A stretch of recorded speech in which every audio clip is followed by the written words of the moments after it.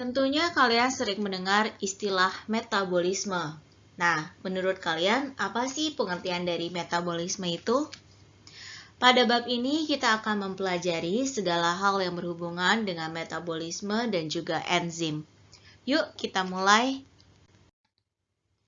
Metabolisme dapat diartikan sebagai rangkaian proses kimia untuk mengubah senyawa kompleks menjadi sederhana ataupun sebaliknya. Proses metabolisme sendiri bisa menghasilkan energi ataupun memerlukan energi. Ada dua tipe jenis reaksi metabolisme. Yang pertama adalah katabolisme, yaitu reaksi penguraian senyawa kompleks menjadi senyawa yang lebih sederhana untuk menghasilkan energi. Untuk lebih cepat mengingat kata katabolisme, kalian bisa lihat nih, tulisan KAT atau cut dalam bahasa Inggris yang artinya adalah memotong. Reaksi metabolisme yang lain adalah anabolisme, yaitu reaksi penyusunan senyawa sederhana untuk menjadi senyawa kompleks dan memerlukan energi.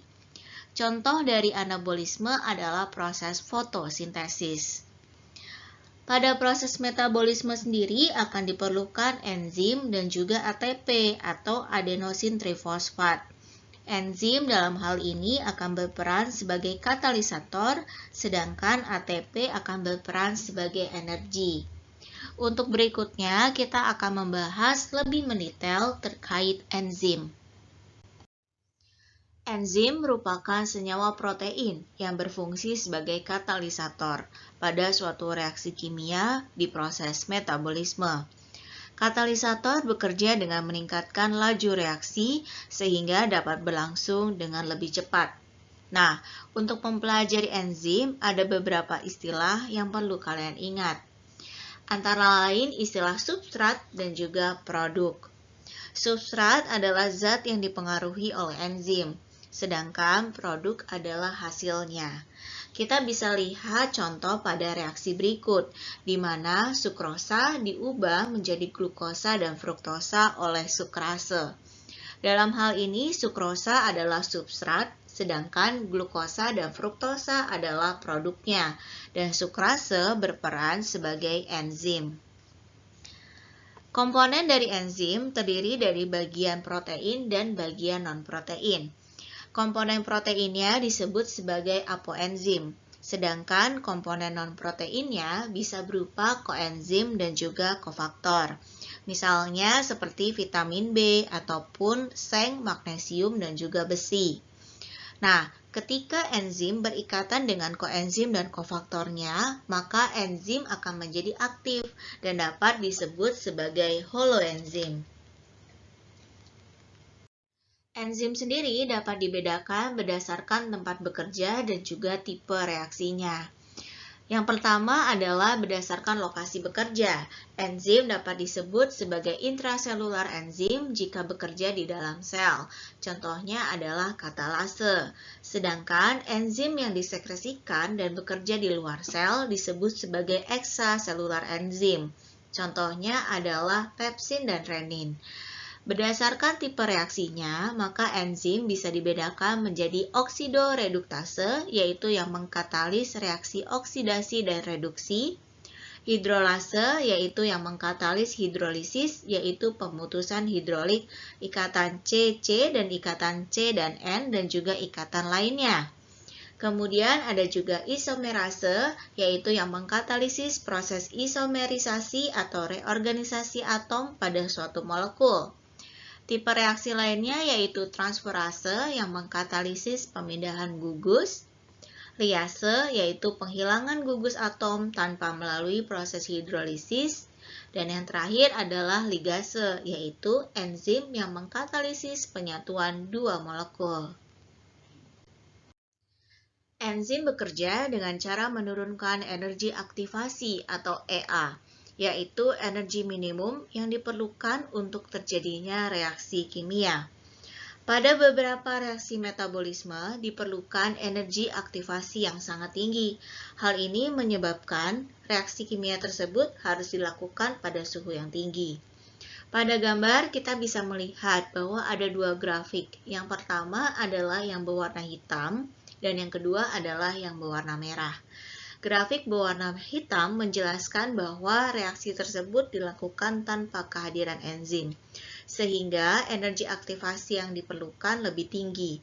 Sedangkan ketika ada enzim, maka energi aktivasi dapat diturunkan. Hal ini menyebabkan reaksi kimia dapat terjadi pada suhu yang tidak terlalu tinggi, sehingga struktur dan juga komponen sel dapat dipertahankan dan tetap bisa berjalan dengan normal untuk proses metabolismenya. Cara kerja enzim sendiri dijelaskan dalam dua teori yang berbeda. Teori yang pertama adalah lock and key teori, di mana dijelaskan bahwa enzim bersifat spesifik terhadap substratnya.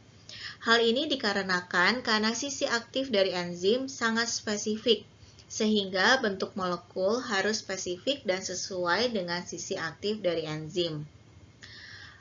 Teori ini juga menjelaskan bahwa hubungan antara substrat dan enzim adalah seperti kunci dan gembok, yang mana jika bentuk sisi aktif enzim dan substratnya tidak cocok, maka reaksi enzimatis tidak akan terjadi.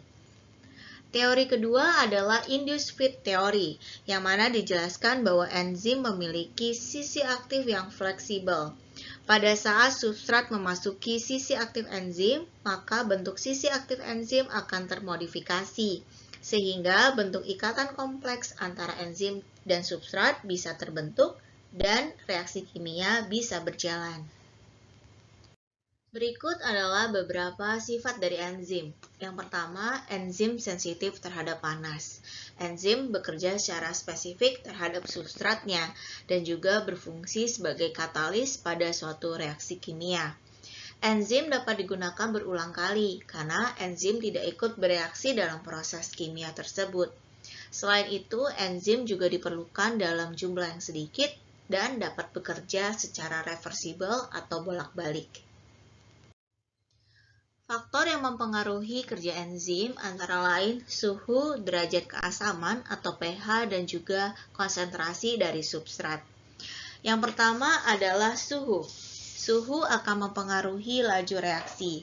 Jadi ketika suhu meningkat, maka laju reaksi juga akan meningkat hingga nanti di suatu titik tertentu yang kita sebut sebagai suhu optimum. Pada suhu inilah, maka reaksi enzimatis akan bekerja dengan optimal.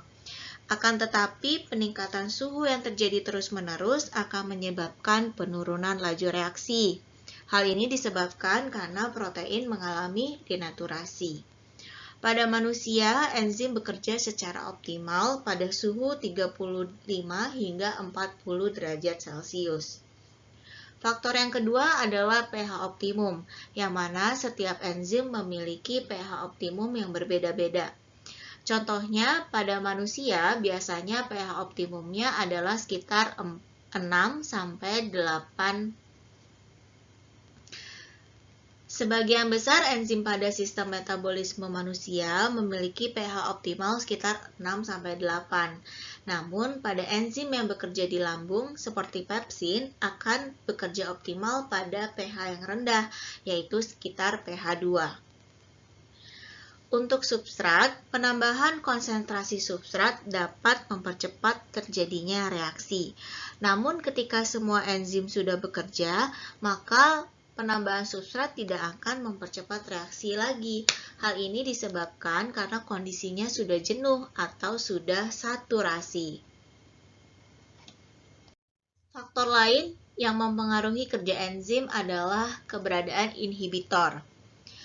Inhibitor dapat berupa senyawa kimia yang menginhibisi kerja enzim karena dapat berikatan dengan sisi aktif ataupun sisi allosterik pada enzim.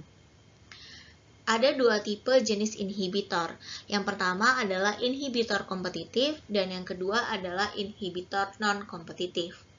Pada inhibitor kompetitif, maka senyawa kimia tersebut akan menempati sisi aktif. Hal ini menyebabkan adanya kompetisi dan juga substrat tidak bisa berikatan dengan sisi aktifnya, sehingga reaksi enzimatis tidak terjadi.